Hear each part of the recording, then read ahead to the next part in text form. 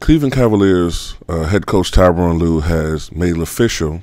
He's made it official and has announced that Kevin Love will move from the power forward position to the center position starting this season.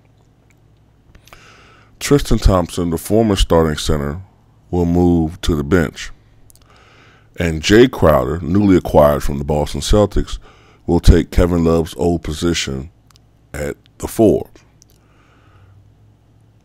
Now, as far as other positions and how that's going to work out, I don't know.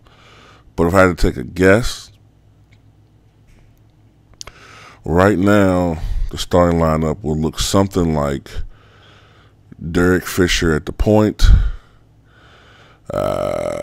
Dwayne Wade probably starting at the 2, though I don't think he'll have heavy minutes.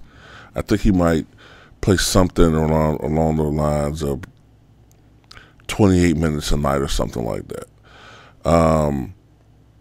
Of course, LeBron James at the 3, Jay Crowder at the 4, Kevin Love at the 5. That's my guess right now. We have to see what is going to happen with Isaiah Thomas and his hip. There are some people who think that their hip injury is a lot more serious than he's letting on to Isaiah Thomas. So we have to see. But I like the change, personally. I like it because I've always wondered why Cleveland had Tristan Thompson at the 5. He's small, and he doesn't have the explosive athleticism to make up for that. You know, Bill Russell was 6'9", but he played in an era where players were a little bit shorter, a little bit. Not much, though. For instance, a lot of people always talk about there was midgets back then. The average center when Bill Russell played and Wilt Chamberlain was 6'10". The average center now is right around the same mark, 6'10", 6'10 and a half, maybe close to 6'11". So it's not a big difference. But Bill Russell had otherworldly athleticism. He was one of the top high jumpers in the world. I think he was 7th ranked in the world when he was drafted in 1956. And he had a crazy vertical leap. I think it was something over 40 inches. So, but Tristan Thompson doesn't have that type of athletic ability that Bill Russell had.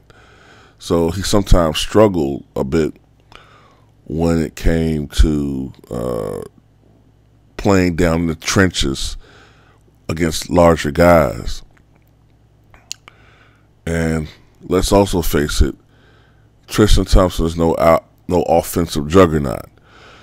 Now, with Kevin Love at the 5, Kevin Love may be a little bit of a liability defensively to an extent, though. I think that can be nullified by the fact that so few teams actually go to their centers for offense nowadays. Centers nowadays just, sometimes to the detriment of teams, will just pass outside and only rebound now. Sometimes these guys forsake layups, forsake easy baskets down low just to get back out to the perimeter players so they can set something up.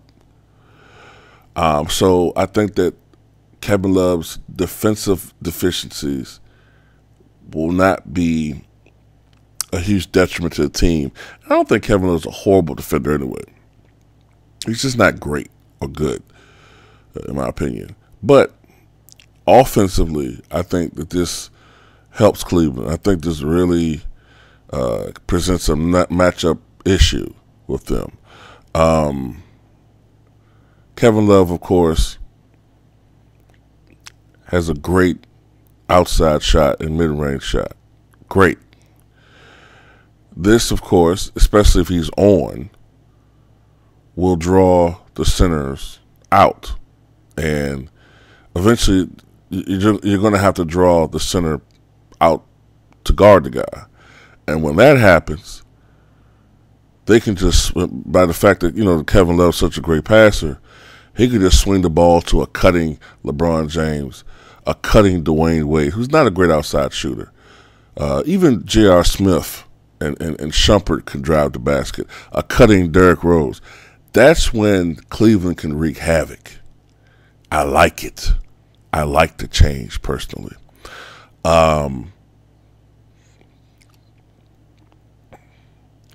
Cleveland's going to come out of the East, okay? Even if they do have some type of injury, man, I really like what Cleveland's doing. And, of course, the other thing that, going back to Kevin Love is, of course, bigger than Tristan Thompson. Kevin Love is just as good a rebounder, if not a little bit better. I've always thought that some people say, well, he was a lot better, Michael. Well, I always kind of thought his numbers in Minnesota were a little bit inflated due to the pace that they played when he played there in Minnesota. They always led the NBA in possessions per game when he was getting those 13 and 14 or so rebounds per game, or 15, whatever it was. They were leading the NBA in pace, so, but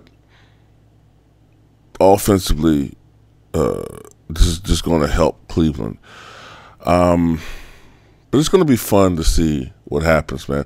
With Jay Crowder at the 4, Jay Crowder is no Dale Ellis. He's no Peja Stojakovic or Stephen Curry from outside, but he has shown an improvement in hitting the outside shot. But more so than that, the guy's a great defensive player. And he's the type of guy where, being the fact that he's a good defensive player, great, darn near a great one, with his size, he could guard conceivably a guy like Kevin Durant, and or at least try to guard him, because he's not going to stop a guy like Durant. And you could put him on Durant, and so that won't wear a guy like LeBron James down. So I like it, man. I like it. I really do. So, but tell me what you guys think, man. Do you think that this is going to work? Do you think it's not going to work? Because I think it's going to work. I think that this is going to present some serious matchup problems. If this thing works the way I think it will, the way they have their floor space and the positions they have, I see a lot of blowouts with Cleveland this year. I see a lot of games where Cleveland's going to... I don't think Cleveland's going to win 65, 70 games. I don't think. Cleveland's just not that type of team. But I see a lot of victories where Cleveland's going to blow the hell out of people, man. I really do. Especially when they're playing against their fellow Eastern Conference brethren. I think it's going to be a lot of fucking blowouts, man. It'll be like when you're looking at highlights and shit, and, you look at the final score, or you look at the score ticker, man, and all you see are Cleveland highlights. It'll be like final score Cleveland 124, Orlando 98 or some shit like that. You know what I mean? But tell me what you guys think.